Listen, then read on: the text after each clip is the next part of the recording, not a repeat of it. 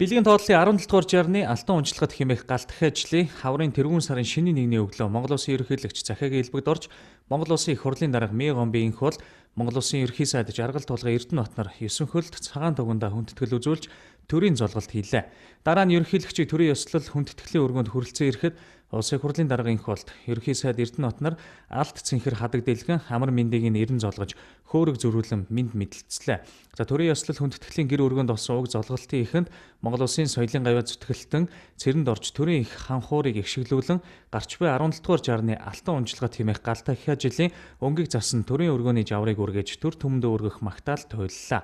Үүний дараа Монголын бурхан шашинтны төв гандан тэгчинлэн хийдийн дэд хамп амгалан даш чойлон хийдийн тэргүүн хамп дамж жавнар төрийн хүндэтгэлийн өргөөг эрт морилон ирж Монгол Улсын ерөнхийлөгч Монгол Улсын их хурлын дарга Монгол Улсын ерөнхий сайд нарт бараалхан золгож галт дахиад жилийн өнгийг хэлэлцлээ. За жил бүрийн цагаан сарын шинийн нэгэнд төр засгийн тэргүүнүүд настан буурлуудыг төрийн ёслол хүндэтгэлийн өргөнд хүндэтгэн хүлээн авч амар мэндийг айлтгадаг уламжлалтай.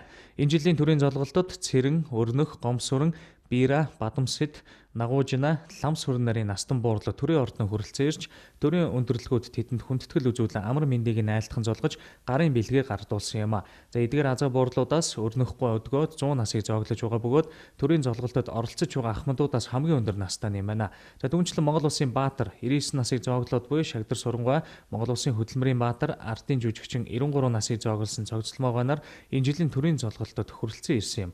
За бэлгийн тоотлын 17 дугаар жирны алтан унчлагад хэмээх галт дахиад хаврын тэргүүн сарын шинийн 1-ний энэхүү арга хэмжээний үеэр Монгол Улсын их хурлын дарга Мэ Гомбын инх болд хэвлэл мэдээлэлээр дамжуулан Монголын нийт ард түмэндээ сар шинийн мэнд дэвшүүлсэн юм а. Мэчин жилийн өвлийг хөнтөөд авсан өрх айл бүрт баяр хүргэж шинэ гарсан сарын шинийн 1-ний мэндчилгээг Монгол төрийн хоймор болсон 9 хөл цагаан тогны босгон дээрээс мэндчилгээ дэвшүүлж байгааг Монголын нийт ард түмэн та бүхэн хүлээж авна уу. Дахиад жил монголчуудад ээлтэй сайхан жил байсан ийм түүхтэй юм билээ.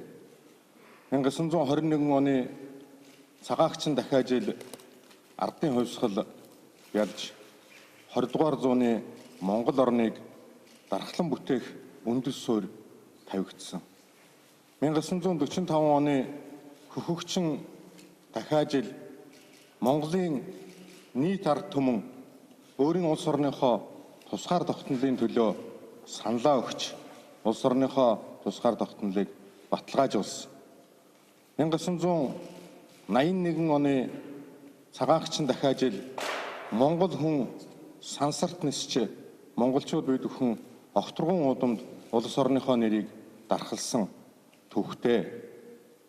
Энэ жилийн дахиад жил ч гэсэн монголчууд бид бүхэн эвийг нэгтгэж, хүчийг хамтдагч, эх орон Монголынхон эдийн засгийг сайжруулах, ард иргэдийнхээ ахуй амьдралыг өөдөн татахад эхийг хийх, бүтээх ийм сайхан жил гарч байна.